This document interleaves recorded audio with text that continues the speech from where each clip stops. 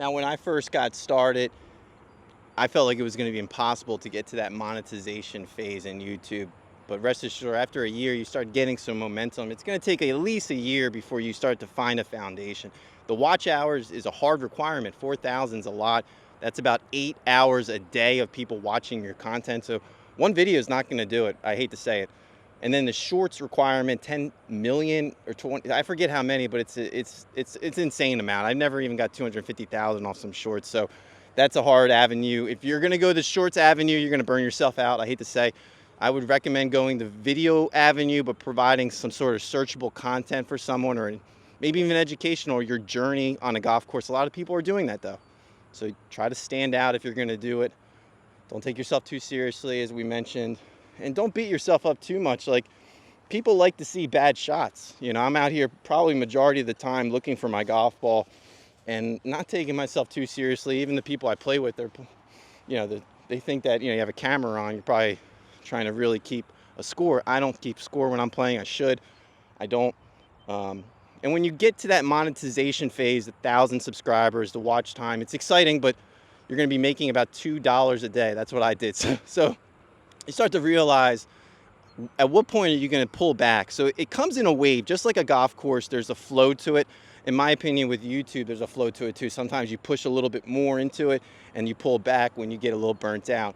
I recommend just doing things that, again, focus on what you want to learn, and then telling that story while you're learning, but making sure that, you're not a professional. I'm not a lawyer. I'm going to make mistakes. This isn't my expertise. I'm just trying to provide a service in a Reddit type feel. Then you start making $350 a day. That equivalents to about $100 a month. So you can take out the $100. So now you're actually making money, but that's $350 a day, which takes some time to even get to that point. I think probably my first check was about 2 months after monetization. So that was rough. You start making $5 a day, you get a little momentum, but you can be burnt out, and you have to be making sure you look at that full graph. Is it going in the right direction? We're going to show some pictures right now. But I started realizing that the top 10 public golf courses is probably the best way to go if I need to subsidize some of this golf that I'm paying for. So I did the 30% rule. I made sure that education content was 30%. Maybe it's not the best educational content, but I made sure that I wanted to turn into a Reddit type feel. And that's what I did. I recommend even going that route. My videos aren't that good, so try to make them better. Take someone's video, make it better. People like that. Again, you have to have a good skill set. Even though I had some background in graphic arts, working is probably just a few months, and it wasn't the best foundation, at least in Adobe Premiere. It was more Photoshop. All right, let's go.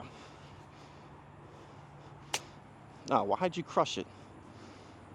And remember, less is more. I have a mic, I have an external drive, I got batteries. I got so many things to keep track of. That's why I almost have to walk the golf course. If you're out here taking a golf cart, make sure you get prepared, because that's a different avenue. It's more of a podcast feel, and you might have to have someone with you. And I realized very quickly, if you're going to do this, it's just you. You might convince someone else to do it with you, but eventually it's just going to be you. So put the work in. Overall, just have fun when you're out there. Some days you're not going to have as much fun. Be mindful of the tee times too, because you're going to be paired up with people, and you can't have the freedom of talking and having a mic, and you're going to lose stuff along the way. So don't just make sure that you're not going to make money for a few years. I'm 4 years in. I'm not really making enough to get back what I'm putting into it, and that's fine, because this is a hobby-based thing for me. I recommend anyone getting into this, it has to be a hobby-based theme. If you think that this is a real job, God bless you.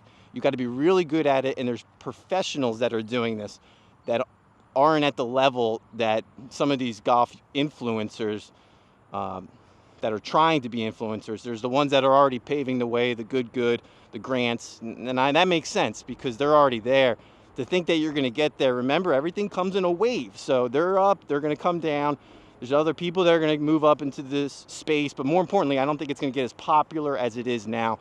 I suspect the professional golfers are going to start taking their way. Professional influencers are still going to hold tight, and then you're going to have the people that are firefighters, the police officers that have YouTube channels. I think you're going to see a wave of that coming into the play. Maybe that's what I'm hoping, because I have a real job just like you do. And if you have a real job, do not get rid of it. This is a really hard thing to do, and there's no money in it.